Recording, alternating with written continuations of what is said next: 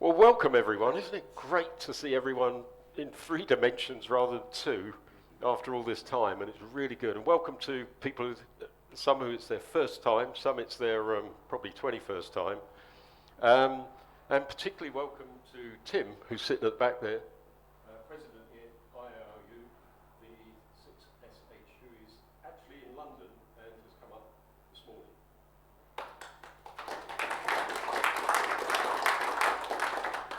And if you ask him over lunch what he's doing in London, you'll find it's very interesting, but he probably won't tell you too much. It's embarrassing, this one. Okay, so here's the programme for today. So we've done the arrival and coffee, thanks, that's good. Then we're going to go straight into the AGM after this, then we do the awards. Lunch, we've allowed an extra long time for lunch because we figured we all want to stand around and talk. Then at the first talk is Cesar, who's talking virtually. Obviously he's in Canada, so he's going to be online at 13:30, so we need to be prompt back in here. Afternoon tea, we'll do the raffle, and then the final talks and finish. The aim's to finish at 5 o'clock formally, but obviously those who are staying for dinner, we've got this room. They're going to lay it out for dinner up there, and the bar, of course, and everything else. So plenty of time for socialising. So let's get into the AGM. This is the standard from the Constitution that we cover on the AGM. The notice went out in accordance with the Constitution, and we are quorate. The one thing that I want to mention, of course, we also had the voting online, and so what we're going to do today is when we take the 4 motions for approval, we will add the scores for here onto that. And if you voted online, then you shouldn't vote again, of course, but actually we know who voted online, because it tells us. So we'll do the cross-correlation. It would be embarrassing to have more votes than we got members. I know they do that in some countries, but we're not going to do that here. So let's rattle through this, and then we'll have time for general discussion after the formal bits. So the minutes of the 2021 AGM, which of course was a virtual AGM, have been put on the website. I don't propose to go through them. Anyone got any points of accuracy on them? No? Okay, so can I have a show of hands for approval of the minutes of the 2021? Those in favour? Anyone against? Anyone abstaining? Okay, and the votes online, there were no objections, so we can take those as taken. Tony's scribbling away here. There were no matters arising, because we actually covered most of it in that virtual session. And it's something that we're going to have, at the end of this, I want to have a debate about, is how we run the AGMs in future years, because the online one was quite interactive, and we've had, I think, over 300 members voted online. 316 online, so it's quite a good way to address, particularly the overseas members and those who can't be here. Okay, so we move on to the Chairman's report. I'm not going to run through, and I don't think Tony is either, we're not going to run through the full report on there, just bring out some of the highlights. The first thing to say is, because we're reporting on the year from April last year to the 31st of March this year, that of course we had the convention last year, and that was done virtually, and I think it was actually quite a success, considering of course we couldn't meet. We had this place booked, but we weren't allowed to host it. And particularly thanks to Chris, who hosted the Zoom, and also the guys, David and Tammy at the Norfolk Club, who gave us a lot of help on, if you've seen the Norfolk Club weekly presentations, they were really first class, and they gave us a lot of help to make it run smoothly. So that was good.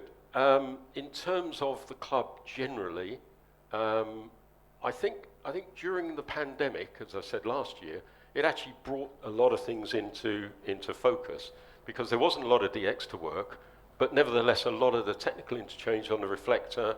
We set up the Skype reporting and the Facebook site and the Twitter accounts, and they were all working very well during that time. Of course, we expect now to start seeing the expeditions coming back on, and of course they are. we've had the TX5 and the VU4s running at the moment. So we're starting to get back into our normal DXing as a group, and so we expect to see more discussion on that. As Tony will say, the membership's held up well, and as Andrew will say, the finances are in good shape. So generally, I'd say the club has weathered that storm very well, and you will find the May Digest has just gone to the printers, and it's 52 pages, so it's actually quite a bumper edition. So we're starting to get back into what I would call normal life, which is really good. I think the only other thing that I would say generally about the club is about the committee. Obviously, it's my role to thank the committee because they make my life so much easier, and of course the various members of the committee do different jobs. So Tony does the secretarial, and Andrew does the finances, Chris does our exhibitions and the stands here, Peter has now taken over as the digest editor, and Ian does the marketing, if I left anyone out, and Derek, of course, who's here somewhere, does the adjudication of the challenges, which is no insignificant feat. So generally we split the roles up and it works really, really well. Of course, this year Dennis is standing down as editor, and I think I'd just like to recognise what Dennis has done for the digest, because when he took it over, if you go back to that time, we had colour pages in the middle, and sometimes the print quality was a bit variable. He sourced a new printer, and when he sourced that new printer, we actually got a price reduction, and we could embed pictures. He changed the format to a more readable format. In fact, he changed the number of words per page and the margins and everything else, and generally moved it along very, very nicely, and always met the deadlines. So I'd like to propose a vote of thanks to Dennis, because he's not here. We've given him his plaque, but I think in absentiam, we'll give him a round of applause.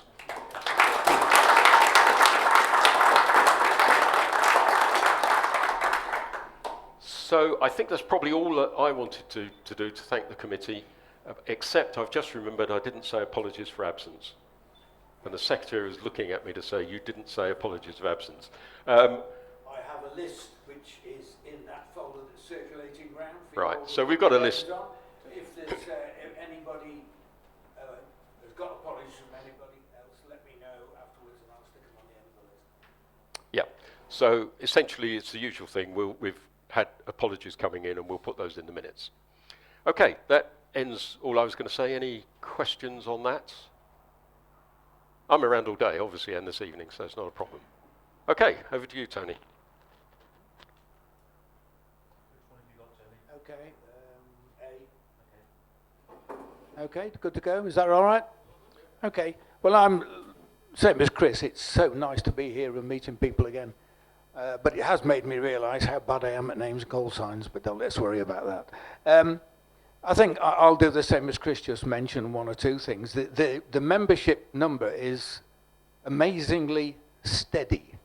I looked at the last 3 years, but basically this year we had, at the end of March, 734 members, and we had 741 the year before. And even the groupings overseas, UK, are roughly the same. But we had 41 members last year who didn't renew.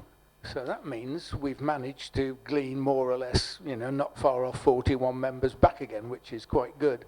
The reasons for leaving are varied, because I always ask somebody if they don't renew, can you tell us why you didn't renew? A lot don't respond, which means they've changed their email address or something like that, or they're just not bothered. But an awful lot of people just say, well, I've changed hobby, I've got different interests. So it's rarely do we get something that says, well, I've gone off CDXC, or you have a policy we don't like. So we're doing something sort of right along that scheme. We have sadly had sort of 10 members become silent key during the year, and I'll mention those in a minute. But the efforts to recover those members that haven't renewed, we take really 2 or 3 approaches. One is get you guys to talk to other people and let us know, and where possible, we obviously used to go to rallies. Well, that hasn't happened these past couple of years. So what we've got in the habit of doing, and Ian D3YBY stroke F5VKT, done a lot of work on this, and Chris, sort of find a contest or an activity that's gone on where there's lots of people we can identify who aren't members, and we picked up some contacted some 190 members who'd taken part in the RSGB Hope QSO party events. And from those, we got something like, I think it was 20 or so members. So we do try and do an active way of contacting people who might be interested, but we need to keep that up. And we do need all you guys to nudge people. You know, I managed to get 3 from my local amateur radio club just by sort of sending them an email and telling them about us. So that's good, but we do need to keep the profile up. Hopefully it'll be a lot better the years with rallies. Chris has started off by having a presence at Loughborough, Blackpool, 2 weekends ago? 2 weekends ago. Yeah, so we do need to do that, and hopefully with the RSGB convention and things like that started in Newark, we'll be able to do that. On an aside, everybody know when Friedrichshafen is? If you're not going to Friedrichshafen and you're not too far from Newbury, we do have a free stand offer at the Newbury Rally. If anybody fancies doing a CDXC presence there, just let me know. Nobody's looking interested. That's a good start. What a surprise.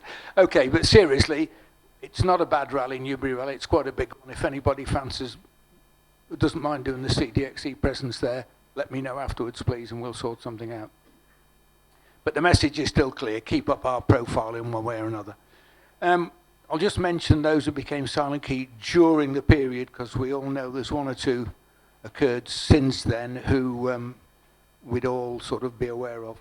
There's Cliff, CT7ANG, John, G4KGT, Alan, GU4RUK, Ray, G4FON, Clive, otherwise known as Mel, G0LYZ, Tony, G0TPK, Richard, G0WKL, Bob, M0CVK, David, G4CMQ, and Martin, M0XJP. And we've passed on the club's condolences to all those.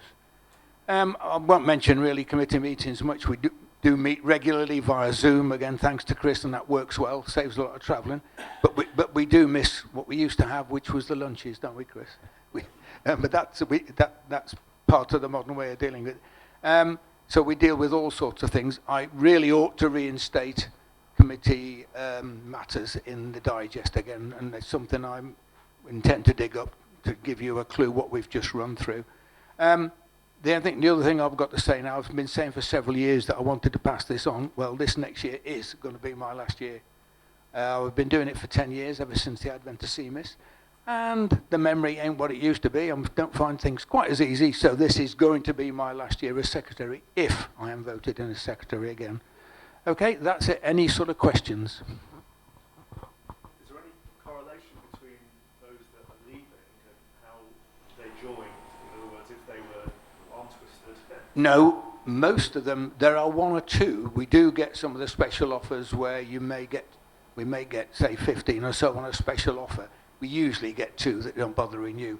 Sadly, most of them seem to be, if you look at the ones that are, and I have got a table, but I haven't got it with me, that you look, I always put when somebody resigns or leaves, I put the date they joined. An awful lot of them, 2009, which was when we moved from the original Excel records to the current database, so that's as far as the records go.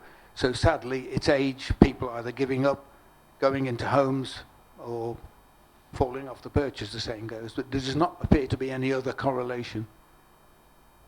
Any other questions? Okay, thank you very much.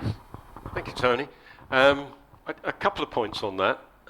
What I heard the other day about people going silent key was going to zone 41. So I thought it was quite a sort of nice thing to adopt, really, isn't it? I just wanted, there's an interesting point, and I'll have a better look at it later, but is that mic still on? I'm getting a... No, okay. And that is, looking amongst who's here over now and the evening, I think there's only one M0 and everyone else is a G. And M0 started in 96, yeah, just looking at Martin there to tell us.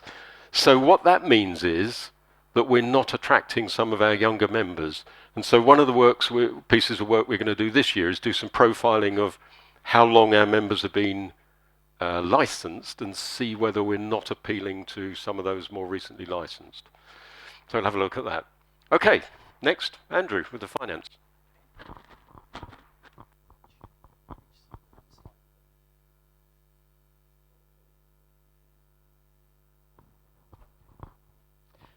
Good morning, everyone. It's really nice to be here in the flesh.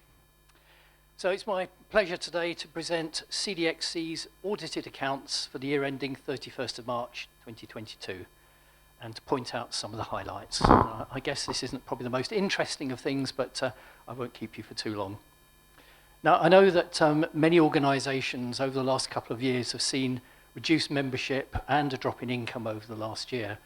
But CDXC's membership and income has held up very well. Overall, as Tony was saying, membership levels are almost the same as last year, and the subscription levels are broadly similar to the previous year. I'm not sure if you can see on the slide, it is rather small. But this year, our income from subscriptions was £13,859, compared with £13,563 in the previous year. And we've also been very fortunate in benefiting from a very increased level of donations. So we had donations of £1,253 this year, or in the accounting year, up from 490 in the previous year, which has been very, very nice and very generous of people. Moving on to advertising, we'd like to thank obviously our advertisers, BHI, Martin Lynch, Nevada and Yesu, who support CDXC by advertising in the digest, and Yesu, who also sponsors our website, for their continued support. Now, you may notice that the advertising income looks lower than the previous year, and that's because we continue to invoice for 6 editions of the digest, but of course only produce 4 in the year. So the income is now spread over 18 months rather than the year. So compared to last year, overall our income is slightly up on the previous year, 16,242 compared with 15,805. Turning now to our expenditure, it is also up on the previous year, 15,846 compared with 12,093. This is primarily because there's been an increase in the number of DXpeditions coming forward for sponsorship. In the 2021-2022 financial year, we have donated to or pledged to 8 DXpeditions, the big one, of course, being Bouvet Island. So DXpedition sponsorship has risen from £829 in the previous financial year to £5,044, which is sort of nearer where we usually try to have our level of DXpedition funding. The cost of the digest and its distribution is lower than last year, as we published only 4 editions last year. We've been able to contain our printing costs, and thanks to Tim Beaumont, M0URX, we receive extremely competitive postal charges, so thank you very much to Tim. Our membership database, CMIS, continues to increase in price, but we've managed to limit the increase by negotiating a 2-year deal with a 10% discount, but it seems to go up inexorably every year, unfortunately. Now, we usually make a donation to the upkeep of Clublog, but we talked to Michael about Clublog, and he said they were in a good place financially. So this year we didn't make our usual donation to him, and we made a £100 donation to DX World instead. This year we changed accounting systems, and in so doing I recognised all of the advertising revenue rather than spreading it over an 18-month period. So this has been amended by adjusting the 2021-2022, the remainder being accrued for this financial year.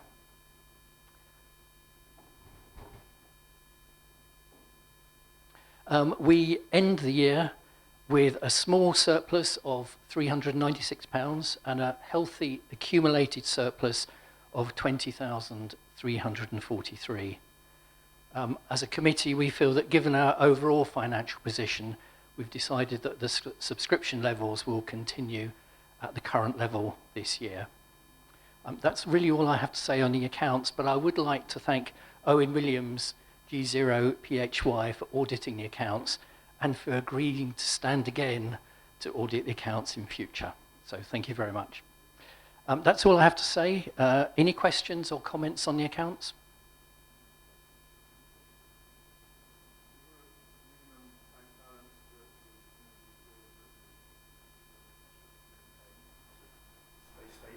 I think, if anything, we probably feel we have a bank balance that is a little on the high side. Yes. Sorry, should do that. I Yeah, think a year's subscription. Subscription will be a number to go for. So that says we're carrying, what, 5,000-6,000 above that. Yeah. Any other comments? Thank you. And the interesting thing is we haven't changed the subs now for about 15 years. So the various work we're talking about doing on digest cost, printing, posting has really paid off. Thank you. So now we, oh sorry, we've got to approve those. Good job I've got this slide. All those in favour of adopting the accounts, please, show of hands. Anyone against? Any abstentions? Thank you, they're approved. Okay, so we now come to the point where per the Constitution, the entire committee stands down, and so I'm going to ask Don to take the chair, and here is the proposed committee for this year, which you might notice is almost the same. We'll talk about that in a minute. Over to you, Don. You need...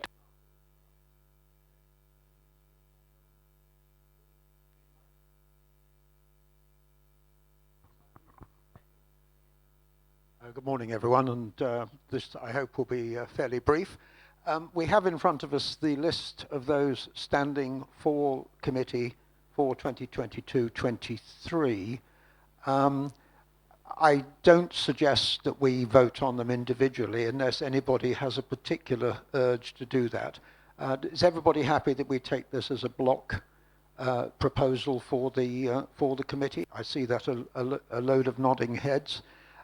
Chris, do you want to say anything about those standing before we formally vote? Okay, so could I just very simply have a show of hands for those in favour of these being elected to the new committee for 2022-23? Those against? Any abstentions?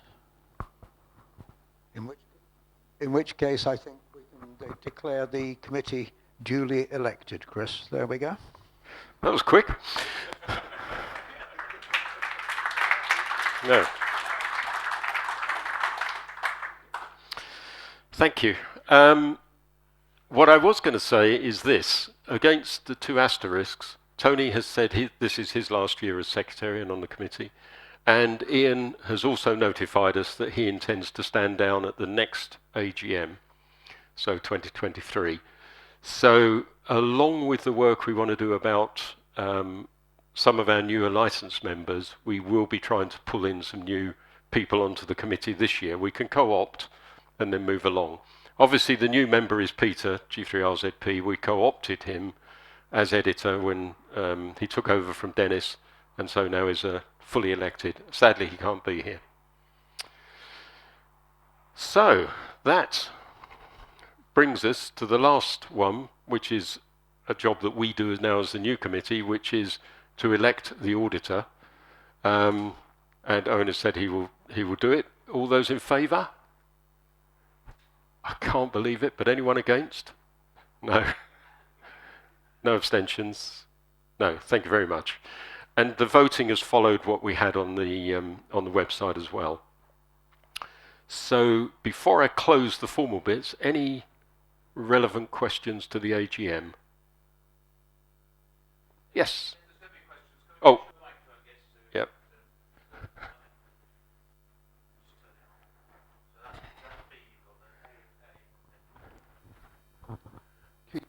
Keith, G3 Tango Charlie. You were saying about recruiting new members at rallies. Do we really want people that have just been licensed a couple of years, say? Yes. I think that the criteria, obviously we want them to be interested in DXing and working towards at least DXCC, which, you know, is, particularly with the sunspots the way they're going, is not going to be difficult. But I think, yeah, I can't see why we wouldn't. Need to move them. Chris is he'll tell us his latest. What happens at rallies, Keith? The people on the stand will talk to many people who come past, and we hand out maybe some old back issues of the digest, and it's apparent not everybody would be qualified even as a member of CDXC, the 100 DXCCs that we all have to have. So we don't just thrust a membership form at every single person. One has to take a bit of a balanced view and think, oh, they might make a good member. We're not being selective, it's just to ensure that we're not recruiting members who might think, oh, I wish I'd never joined this. So I think we've not done too bad. At Newark it worked quite well. At the most recent rally in Blackpool, it was, we recruited 2, and I think they'll stay. So yeah, we don't just push membership forms in front of everybody. We do sort of exercise a little bit of discretion on that. Okay. Can I just say that when we do get a new membership application, I do do the old magic Google search and I look on QRZ and things like that, just to make sure we're not picking up somebody who's already got a reputation we'd rather not be involved with. So we do a little bit of a check when somebody joins. Okay. Anything else? Okay, so we can formally close the AGM. Is there any other general comments anyone wants to do before we move on to awards? I'm aware that several people over the past couple of years have ordered the CDXC badges, and I have a list, so I'll be contacting those who are on the list and have paid shortly. Basically what's happened is the provider or supplier of the badges sort of went quiet at the start of COVID, and I chivvied them a bit about a year ago, and they said, yeah, well, we're not rolling again yet. So I've chivvied them again recently, nothing. So I'm having to change the supplier of the badges. So those who wanted badges, you're not forgotten.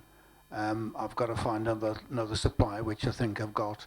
And hopefully then we'll be okay. Whether the price will change or not, I don't know. And I'm not going to throw a real bomb in saying, are we happy with the design of badges as is? Because that's what you're going to get. Keith. Microphone.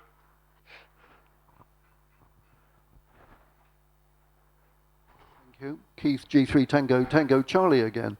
Are we all aware that the link on the website, the link to the form, the application form for a badge, doesn't seem to work? Thank you. It does work now. It didn't. It didn't after somebody drew it to my attention. And basically, that's one of the issues, one of the jobs I do, which I'm not particularly good at, is the website, because I'm just not into websites like that. And there's links from the database, and there's ticks that says who can see these things. For some reason, a whole batch of things had got ticked admin only. I think it was you that raised it, and as soon as I knew, I looked at it, and it is okay now. Gordon. Right. Hang about. Just a point of information, I think, to the group, Chris, if I may ask you. What is the club's attitude to supporting the expeditions, which, let's say, come from the east of Moscow? Because it seems very likely that the continuing trend that I see, which is lots of Ruskies going to lots of good places and we all want to talk to them, is quite likely to continue. So without getting into the politics of the thing, is the club likely to be supportive of Russian de-expeditions? That's a very good question, and it hasn't arisen yet. But of course, we recently, the Russian Robinson Group, we've supported a lot. I think we probably need to take that to committee and look. I think it'd be very difficult to support them at the moment. We might have to ask members' views, but that will be difficult because it will always be split. The problem, as we all know, is that they are individuals who may or may not support the regime, but can't speak up against it. So how we take that view. So we'll take that to committee, but it hasn't arisen yet. Yeah, that's a good point. What's the opinion here? I was just thinking similarly. If you've got something significant to say, get a microphone. John always has something significant. John G4IRM. What I was going to say was individuals can, of course, sponsor the expeditions. So there's still an outlet if people want to do it. Just to help us, let's take the Russian Robinson Group, who, as we know, are good DXs, R7AL and all that lot, that if they were to apply for sponsorship for, let's say,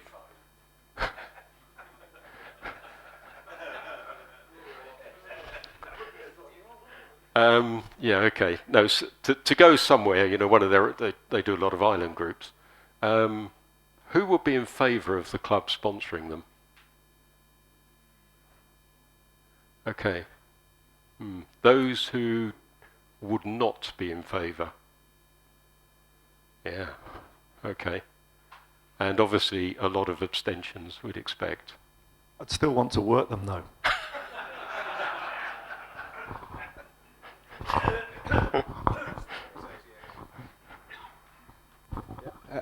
Paul, G4PVM.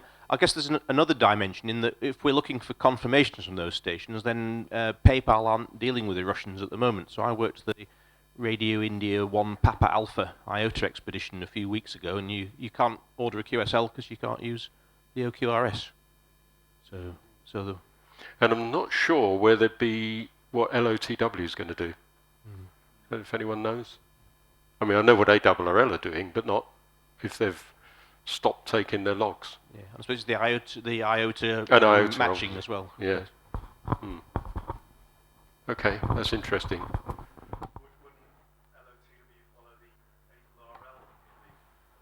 Yeah, wouldn't. Do you want me to repeat the question? Wouldn't LOTW follow the ARRL policy? You would think so. Diplomatic. Anything else? Oh.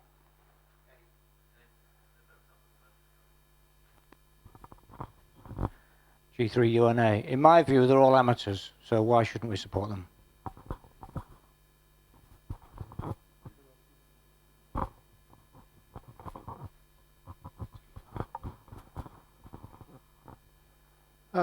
I've had a number of interactions with Tony over the last couple of years. I think he's had an extra burden of work during COVID with rearranging things. So I'd like to just propose a particular thanks to Tony for all the secretarial work he's done over the last 2 years. Hear, hear.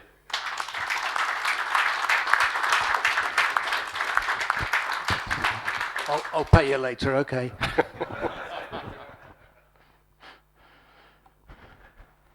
Okay. There's obviously plenty of time. We've allowed time in the agenda for talking. So now, customary, we do our awards. But before we do ours, it's opportune that Tim was actually in London because he has another role that he wants to do in his role as president of IARU. So I'm going to hand over to Tim. I'm trying to remember your UK. It's G4HUA? HUA, got it right. Well, good morning, everyone, and it's a pleasure to be here. This is my first in-person amateur radio event since 2019, which I'm sure is similar for many of you. And it's great to see everyone in person. And thank you to all, and thank you, Chris, for allowing me to hijack your meeting. So I'll be quick, but I also want to go into some depth because the award I'm presenting today is very important. I want to talk about a couple of people today. And the first one is Michael Owen, VK3KI. Many of you will not know of him. He was not a DXer of any renown, but he was certainly an active amateur. And he had a long and storied career with the amateur radio services in Australia and internationally. And Michael, at various times, was the vice president of IARU.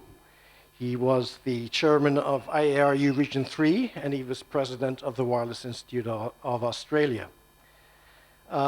Michael worked tirelessly for the amateur radio services, for the International Amateur Radio Union, and all of you, whether it was spectrum management or just dealing with administrative matters. He made many, many sacrifices at the international level, to the extent that for the World Radio Conference in 1982, he uprooted his family from Australia and moved them to Geneva for two months during the conference. He had a fantastic knowledge of the international radio regulations. His drafting was second to none, and we relied on him heavily to draft and prepare the various submissions that we make to ITU and other regulatory bodies. Michael Owen was really committed to the amateur radio services, and he made this a great hobby. He was a valued mentor and friend to many of us who work at the international level. Now, Michael suddenly passed away in 2012, and we wanted to honor his legacy in some fashion, and we decided to memorialize him to recognize his commitment to the IARU by making an award called the Michael Owen VK3KI Award in 2013. And we wanted to honor those amateurs who worked with the IARU, who exemplify Michael's commitment and work ethic and that he provided to the amateur radio services. This award is not handed out every year. It's only been presented to a small number of amateurs. It's when the IARU, the Administrative Council of the IARU, recognizes that an individual has made a lifelong commitment and has provided a level of work where this award is worthy of bestowing on them. So the second person I will talk about today is well known to you, and that's Don Beattie, G3BJ. And Don, of course, is a first-class operator, the expeditioner of renown, and a great contester from G5W. And many of you will remember Don as being the former president of RSGB and the former general manager of the society. Don has volunteered countless hours with IRU. He was secretary of IRU in Region 1, and I'll just read my notes because I don't want to leave anything out. He was secretary of IRU Region 1 twice, from 2002 to 2008, president of Region 1 from 2014 to 2021, and he guided Region 1 through a number of difficult issues and was able to successfully transition 2 major IRU conferences to a virtual setting. All told, Don spent 13 years on our administrative council, and his contributions while on our board are too numerous to mention. I can tell you, every person on our administrative council valued his wise advice and his counsel to all of us. He had and still has a very dedicated commitment to the amateur radio services. And personally, I've benefited from Don's advice and guidance over the years on many, many occasions. He has helped me on dealing with some difficult issues, and I think Don is always the go-to person if we have questions about ethical or administrative issues.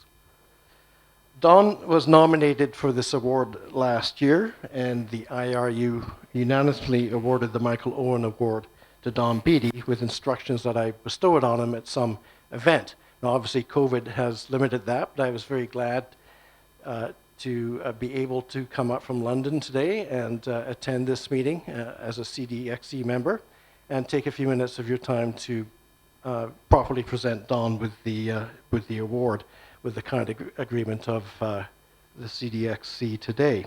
So, without further ado, would you please welcome my friend and colleague, Don, G3BJ, so that I may present him with this award.